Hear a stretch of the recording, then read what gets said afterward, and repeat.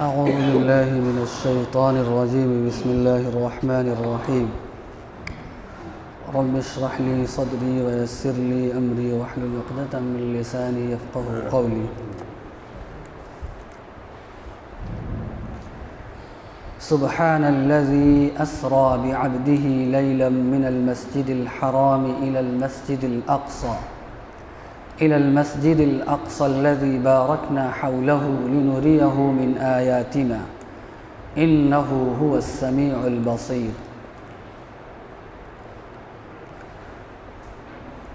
پاک ہے اللہ کی ذات جو اپنے بندے کو راتوں رات مسجد حرام سے مسجد اقصیٰ لے گئی.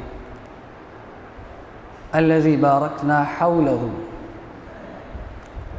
جس کے ارد گرد ہم نے برکتیں رکھی ہیں تاکہ ہم انہیں اپنی قدرت کی نشانیاں دکھلائیں.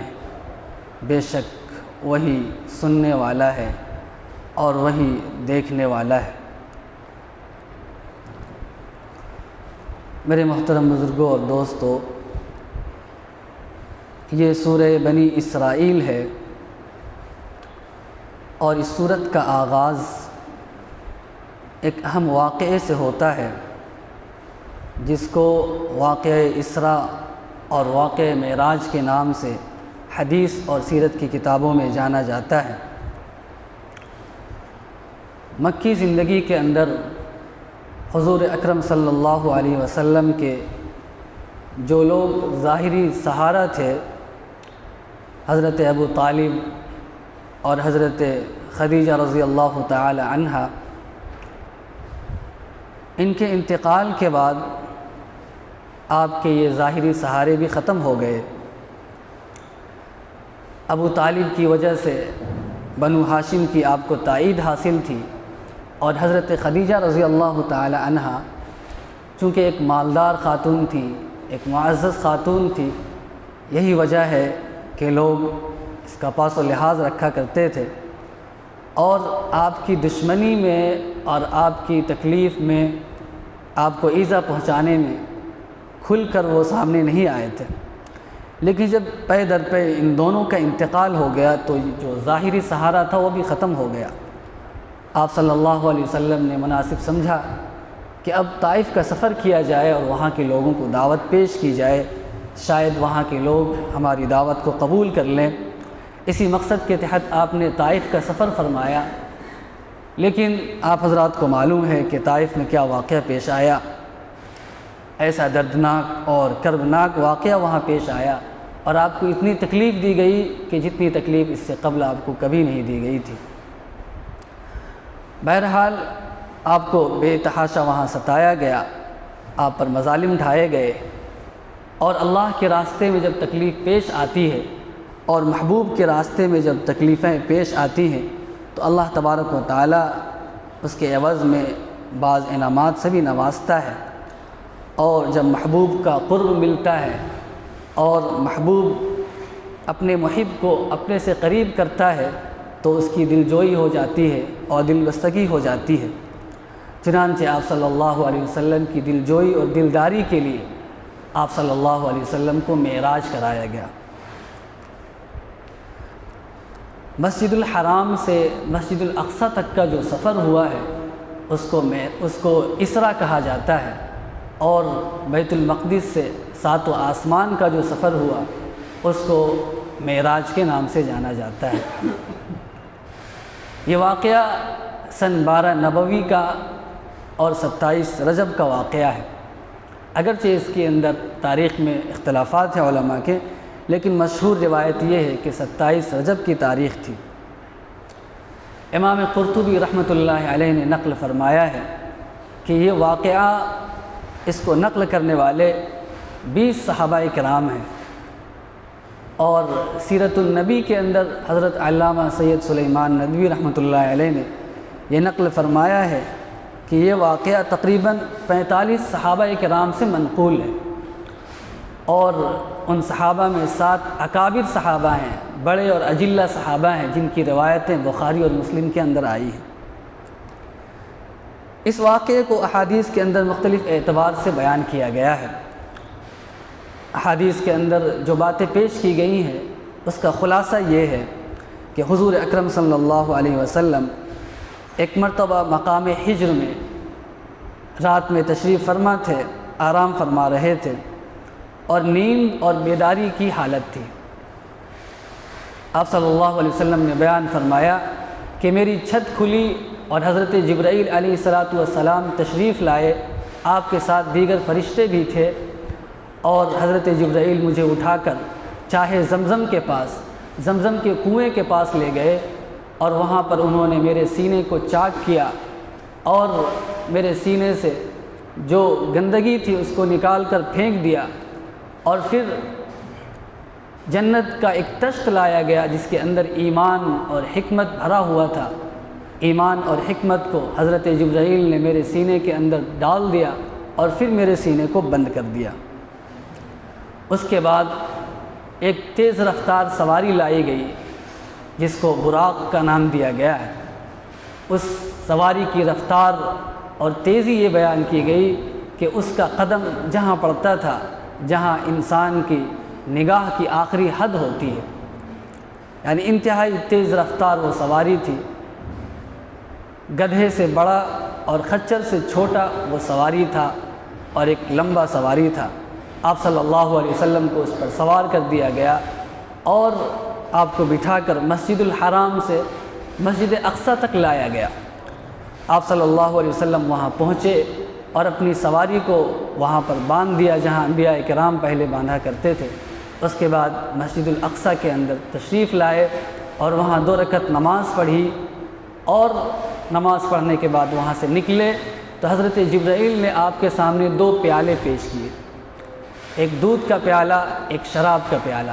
آپ صلی اللہ علیہ وسلم نے دودھ کے پیالے کو اختیار فرمایا تو حضرت جبرائیل نے فرمایا کہ آپ نے فطرت کو قبول فرمایا ہے، اگر آپ نے شراب کے پیالے کو منتخب کیا ہوتا تو آپ کی امت گمراہ ہو جاتی۔ اس کے بعد آپ صلی اللہ علیہ وسلم کو آسمانوں کا سیر کرایا گیا۔ آپ پہلے آسمان پر پہنچے تو حضرت جبرائیل نے دروازہ کھولنے کی درخواست کی۔ اندر سے فرشتے نے سوال کیا کہ کون ہے؟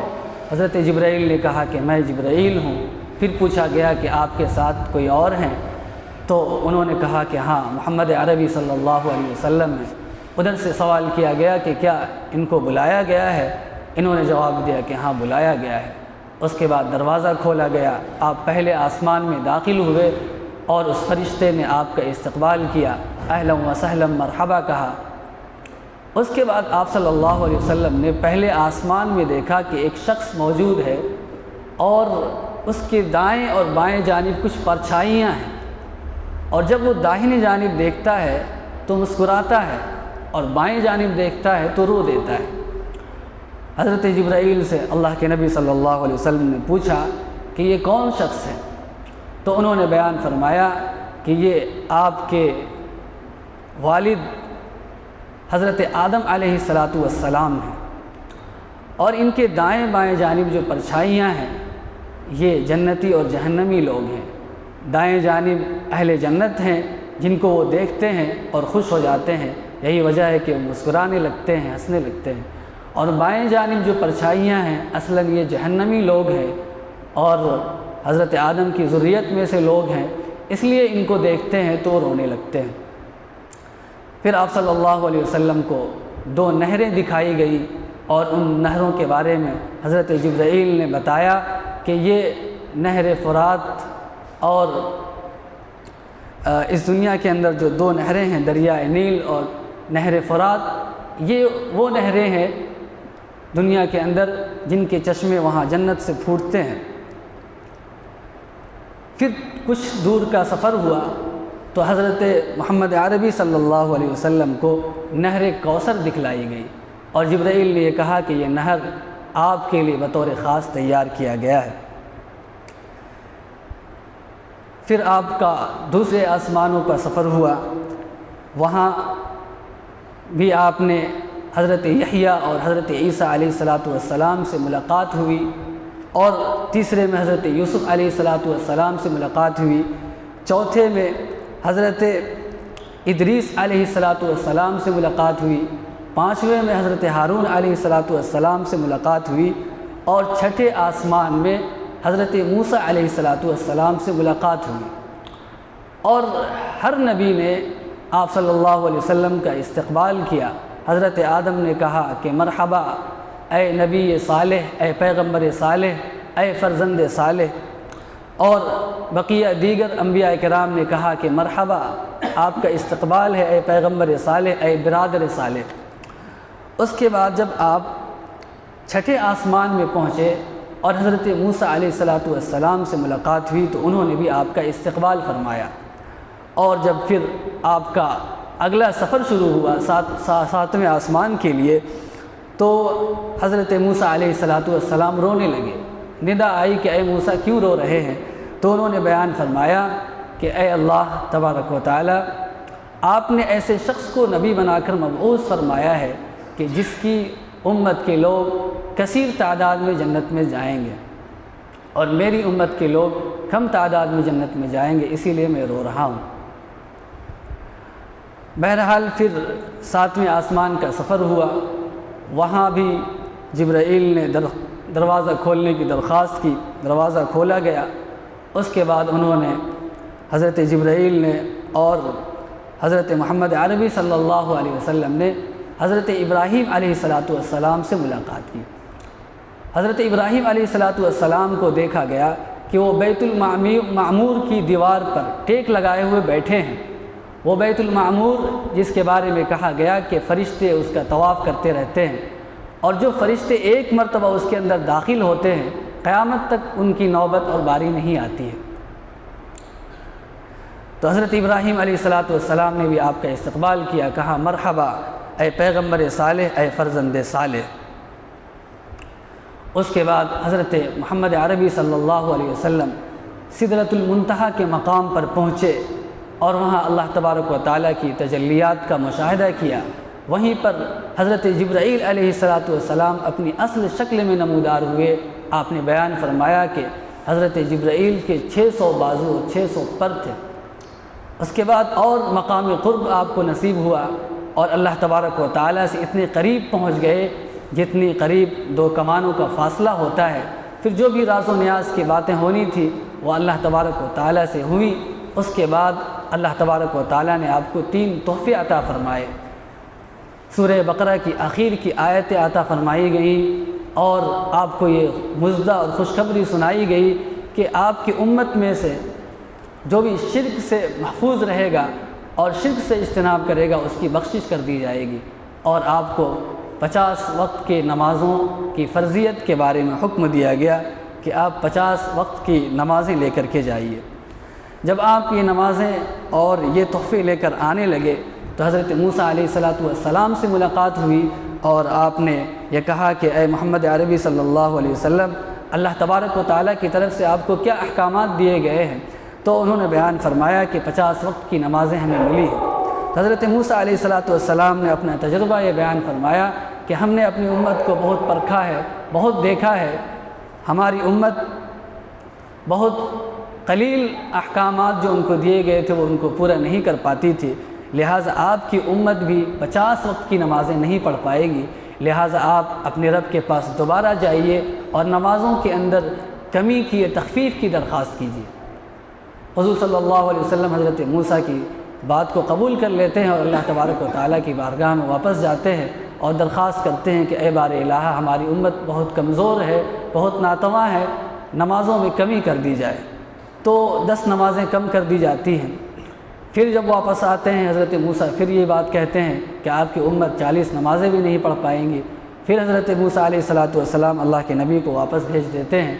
تو اسی طریقے سے دوسری اور تیسری مرتبہ دوبارہ اور سہبارہ اللہ کے نبی صلی اللہ علیہ وسلم اللہ تبارک و تعالیٰ سے درخواست کرتے ہیں، اور نمازوں میں کمی ہوتی رہتی ہے، یہاں تک کہ 5 نمازیں بچ جاتی ہیں، اور 5 نمازیں لے کر اللہ کے نبی صلی اللہ علیہ وسلم واپس ہو رہے ہوتے ہیں۔ لیکن پھر حضرت موسیٰ علیہ السلام کہتے ہیں کہ 5 نمازیں بھی آپ کی امت نہیں پڑھ پائے گی۔ تو اس موقع پر اللہ کے نبی صلی اللہ علیہ وسلم نے یہ بیان فرمایا، یہ ارشاد فرمایا کہ اب مجھے شرم آتی ہے کہ میں پھر اللہ کے بارگاہ میں جاؤں اور ان نمازوں کے اندر کمی کی درخواست کروں۔ تو اللہ تبارک و تعالیٰ کی طرف سے ندا آتی ہے کہ اے میرے پیغمبر، میری سنت میں اور میرے قانون میں کوئی تبدیلی نہیں ہوتی ہے۔ نمازیں تو 5 ہی آپ کو عطا فرمائی گئی ہیں، لیکن ان 5 نمازوں کا ثواب آپ کو 50 نمازوں کے برابر ملے گا، اور آپ کی امت کو 50 نمازوں کے برابر ثواب ملے گا۔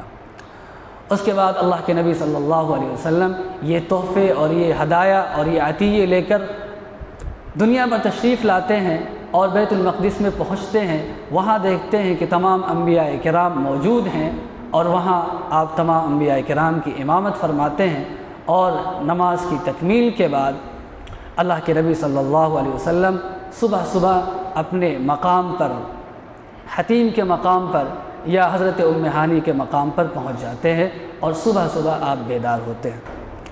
تو اس پہلی آیت کے اندر اللہ تبارک و تعالی نے واقعہ اسراء اور معراج کی طرف اشارہ کیا ہے۔ اس کی مزید تفسیر اور تشریحات انشاءاللہ اگلے درس میں پیش کیا جائے گا۔ اللہ تبارک و تعالی سے دعا کی بات